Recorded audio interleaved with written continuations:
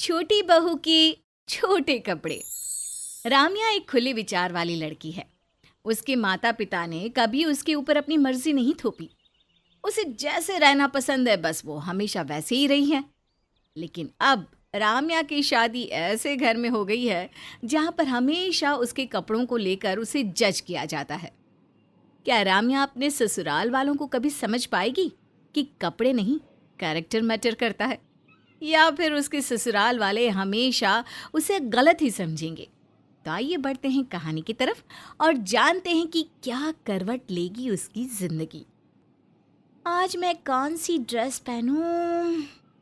ये ब्लैक वाली या ये रेड वाली? तभी राम्या की जिठानी मीनू उसके कमरे में आ जाती है। राम्या उसे देखते ही कहती है, अच्छा हुआ भाभी आप आ गई। मुझे समझ में ही नहीं आ रहा कि इन दोनों में से कौन सी ड्रेस पहनूं। राम्या, कोई भी पहन लो, दोनों फटी हुई है। मेरा मतलब ज़्यादा फर्क नहीं है दोनों ड्रेसों में, बस कलर ही अलग है। भाभी, फटी हुई नहीं है ये, इसे आजकल का फैशन बोलते हैं। अरे छोड़ो तुम ये फैशन वैशन, और मेरे साथ चलो, तुम्हें माँ जी ने बुलाया है। क्यों? पता नहीं क्यों, चलो तो मेरे साथ। दोनों अपनी सास कमला के पास जाती हैं। माँ जी, ले आई राम्या को। दोनों कार खोल कर सुन लो। कल हम सबको बांके बिहारी के मंदिर जाना है। तुम दोनों सारी तैयारी कर लो। और छोटी बहू, कल कोई ढंग की साड़ी या सूट पहन लेना। मंदिर में छोटे कपड़े पहन कर नहीं जाते। लेकिन माँ जी, मेरे पास ना तो कोई सूट है ना साड़ी। भगवान, बस यही सुनना बाकी रह गया था। अरे बहू, शर्म कर ले। एक तो तू ससुराल में ऐसे गंदे कपड़े पहनती है, ऊपर से बेशर्मों की तरह बोल रही है कि तेरे पास ना कोई सूट है ना कोई साड़ी। हाँ जी, इसमें बेशर्मी की क्या बात है? नहीं है तो नहीं है। अरे चुप हो जा बहू, चुप हो जा। मीनू बहू, तू कल अपने कपड़े इसे पहनने के लिए दे देना। जी माँ जी। एक तो वैसे ही मेरे पास इतने कम कपड़े हैं, ऊपर से इस महारानी को और दे दूँ कपड़े पहनने के लिए। मीनू, क्या खड़ी खड़ी बड़बड़ा रही है? चल जल्दी कल की तैयारी कर ले। राम्या, जा इसके कमरे से कोई अच्छी सी साड़ी ले आ। कमला अपनी छोटी बहू के छोटे कपड़ों से बहुत नफरत करती है। वो उसे हमेशा डांटती रहती है। एक दिन कमला की बहन विमला उनके घर आई। कमला, मैं तुझे लेने आई हूँ, तो कुछ दिन मेरे साथ मेरे ही घर रहेगी। अरे ना ना विमला, मैं नहीं आ सकती तेरे साथ। यहाँ मेरे बेटे हैं, बहुएं हैं, मैं उन्हें छोड़कर नहीं जा पाऊंगी यहाँ से। तू तो ऐसे बोल रही है जैसे मैं तुझे सच में गोद में उठाकर ले जा रही हूँ।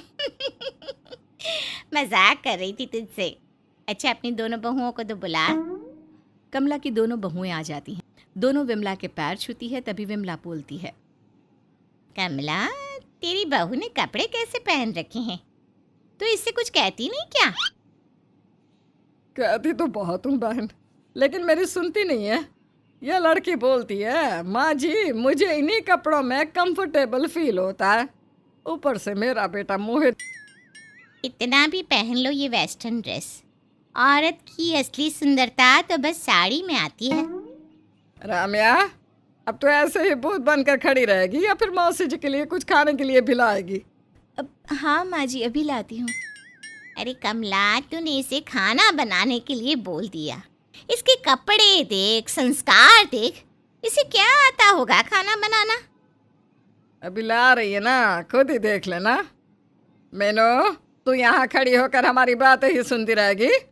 जा जाकर मौसी जी का कमरा तैयार कर दे और ज़रूरत का सारा सामान रख देना। जी माँ जी। कुछ भी कह लो कमला, तेरी बड़ी बहू बहुत अच्छी है, संस्कारी लगती है, और कपड़े पहनने का तरीका भी बहुत अच्छा है। हाँ, ये सिर्फ साड़ी ही पहनती है। विमला राम्या के छोटे कपड़े देखकर ये अंदाज़ा लगा लेती है कि उसके संस्कार भी छोटे होंगे और उसे काम करना भी नहीं आता होगा। लेकिन जब राम्या खाना बनाकर लाती है तो विमला को खाना बहुत पसंद आता है। राम्या विमला से कहती है, मौसी जी, खाना कैसा लगा आपको? ठीक है, लेकिन बहुत ज़्यादा अच्छा नहीं है, और दाल में नमक तो है ही नहीं। चपाती थे बिल्कुल कच्ची। अरे सीख अपनी जिठानी से कुछ। राम्या को विमला की बात बिल्कुल अच्छी नहीं लगती, क्योंकि उसने बहुत दिल से खाना बनाया था। अगले दिन मोहल्ले की कुछ औरतें कमला के घर आती हैं। बहन जी, आपकी बड़ी बहू कहाँ है? किचन में काम कर रही है, लेकिन आप सब क्यों पूछ रही है उसके बारे में? कल ना हमारे घर में शादी है, तो हम आपकी बड़ी बहू से मेहंदी लगवाने आए हैं। तभी रामिया जल्दी से बोल पड़ती है, आंटी जी, मुझे ना मेहंदी बहुत अच्छी लगानी आती है। मैं लगा दूँ आपके हाथ में मेहंदी? जो भी डिज़ाइन बोलोगी वही डिज़ाइन बना लूँगी। रामिया, तू पहले अपने कपड़ों में सिलाई लगा और बाद में मेहंदी लगाना। देख कितने छोटे कपड़े पहने हैं। तुझे बड़ा मेहंदी लगानी आती होगी, ये काम घरेलू औरतों के हैं, तू तो बस फैशन कर फैशन। मोहल्ले की सारी औरतें रामिया से मेहंदी लगवाने से मना कर देती है। रामिया को बहुत बुरा लगता है, लेकिन तभी एक छोटी लड़की उसके पास जाकर कहती है, आंटी, आप मेरे को लगा दो मेहंदी। मीनू आंटी तो दूसरों की मेहंदी लगाने में बिजी हैं। रामिया उस लड़की के हाथ में बहुत सुंदर मेहंदी का डिज़ाइन बनाती है। सभी को बहुत पसंद आता है। तभी मोहल्ले की औरतें रामिया की तारीफ करते हुए कहती है, अरे वाह रामिया, तूने तो बहुत अच्छी मेहंदी लगाई है। हाँ रामिया, हमें भी लगा दे।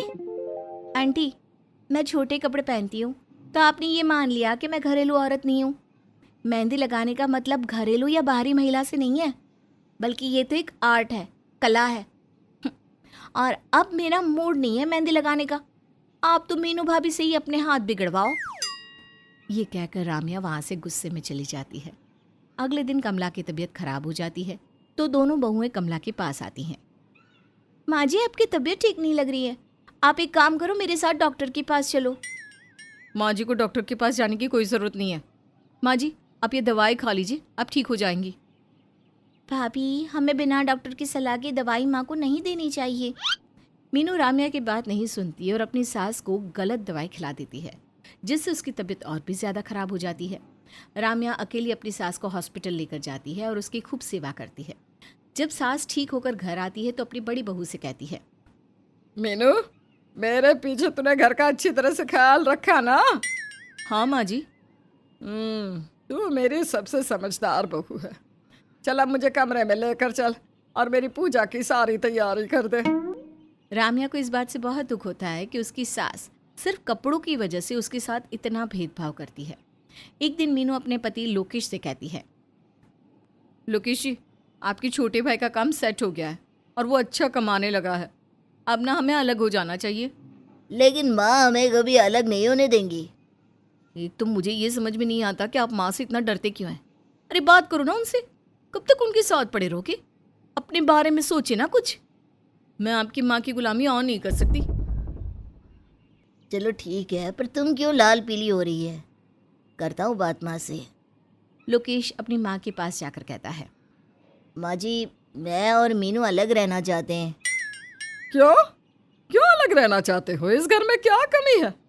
मैं तुम्हें अलग रहने की इजाजत कभी नहीं दूंगी। माँ, जब भी मैं अलग रहने की बात करता हूँ तो आप इसी तरह लड़ने लग जाती है। क्या हमारी अपनी कोई जिंदगी नहीं है? क्यों हम अलग नहीं रह सकते? तू बुढ़ापे में अपनी माँ को छोड़कर जाएगा? निकम्मे नालायक! इसी दिन के लिए तुझे पाल पोस कर बड़ा किया था क्या? तेरी माँ इतने दिनों से बीमार है, उसका हाल चाल पूछने के बजाय घर से जाने की बात कर रहा। जब माँ बेटी को लड़ते हुए काफ़ी देर हो गई, तब रामिया ने दोनों को चुप कराते हुए कहा, माँ जी, भैया, अब चुप हो जाइए। ये कोई लड़ने की बात है जो आप दोनों इस तरह से लड़ रहे हो? और माँ, आपको याद है ना डॉक्टर ने क्या कहा था? आपको कंप्लीट रेस्ट की ज़रूरत है। मीनू, तेरा पति मुझसे बहस कर रहा है तो तू क्यों चुपचाप खड़ी है? समझाती क्यों नहीं अपने पति को? सास की बात सुनकर मीनू मुंह बनाकर वहां से चली गई। रामिया ने किसी तरह से अपनी सास को शांत करवाया। अब कमला भी समझ गई थी कि उसकी बड़ी बहू भी इस घर में रहना नहीं चाहती है। एक दिन कमला सो रही थी, तभी उसका बेटा लोकेश उसके पास आया और कहने लगा, माँ सो रही हो क्या? हाँ, आँख लग गई थी। बता बेटा, क्या बात है? ये लो माँ, 20,000 रुपये अपने पास रख लो, किसी के हैं, शाम को वापस देने हैं उसे। अरे खुद ही रख देना अलमारी में और शाम को खुद ही निकाल लियो। मुझे सोने दे बेटा। लोकेश रुपए रख देता है और वहां से चला जाता है। उसकी बातें मीनू भी सुन लेती है। माँ बेटी के बीच लड़ाई करवाने का ये अच्छा मौका है, अब आएगा मज़ा। मीनू चुपके से आती है और अपनी सास की अलमारी में से 20,000 रुपये निकाल कर ले जाती है। शाम को जब लोकेश आता है तो अपनी माँ से कहता है, माँ मैंने सुबह वो 20,000 रुपये दिए थे ना, वो दे दो। अरे बेटा मैं तो सो रही थी, जहाँ तूने रखे हैं वहीं से निकाल ले। लोकेश अपनी माँ की अलमारी से रुपए लेने जाता है तो उसे कहीं भी रुपए नहीं मिलते। वो अपनी माँ से कहता है, माँ रुपए तो नहीं दिख रहे कहीं, कहाँ रख दिए आपने? अरे बेटा मैंने तो देखे भी नहीं, तूने कहाँ रखे हैं? ध्यान से देखना, यहीं कहीं होंगे। नहीं है माँ, देखिए आपने ही कहीं इधर उधर उठाकर तो नहीं रख दिए। अरे बेटा मुझे तो पता ही नहीं है कि तूने रुपए रखे भी है या नहीं, और तू मुझसे बोल रहा है कि मैंने उठा लिए। माँ इसका क्या मतलब हुआ कि मैंने रुपए रखे भी है या नहीं? अरे आपके सामने ही तो रखे थे। अरे मैंने नहीं देखे, मैं सो रही थी, तूने मुझे सोते से उठाया था ना। माँ तभी मैं इस घर में रहना नहीं चाहता हूँ और आप मुझे जाने नहीं दे रही हो। अच्छा अब समझ में आया, तूने कोई रुपए नहीं रखे मेरी अलमारी में। यह सब तो घर से निकलने का तरीका है। अरे जाना है तो ऐसे ही चला जाता, अपनी माँ पर चोरी का इल्जाम लगाना जरूरी था क्या? इस तरह दोनों माँ बेटे में फिर से लड़ाई शुरू हो गई। मीनू को तो बहुत अच्छा लग रहा था। वो सोचती है कि लड़ाई इतना भयानक रूप ले ले कि उसका पति घर छोड़ने पर मजबूर हो जाए। लेकिन राम्या दोनों को चुप कराते हुए कहती है, माँ जी शांत हो जाइए, जरा सोचिए, भैया हमेशा आपके पास रुपए रखते हैं, क्या आज से पहले उन्होंने ऐसा किया? और भैया माँ जी आपको इतना प्यार करती है कि जब भी आप घर से निकलने की बात करते हो तो उन्हें अच्छा नहीं लगता, तो आपके रुपए गायब करके वो अपने पैरों पर कुल्हाड़ी क्यों मारेंगी? रुपए आपने अलमारी में रखे जरूर होंगे, लेकिन माँ ने कुछ नहीं किया। राम्या दोनों को बहुत समझाती है। राम्या की बात दोनों को समझ में आ जाती है। कमला को भी समझ में आ जाता है कि उसकी छोटी बहू भले ही कपड़े छोटे पहनती हो, लेकिन उसकी संस्कार और परवरिश ऊंची है। उसने कई बार माँ बेटे के बीच की लड़ाई को रोकने की कोशिश की है, जो काम उसकी बड़ी बहू ने कभी नहीं किया।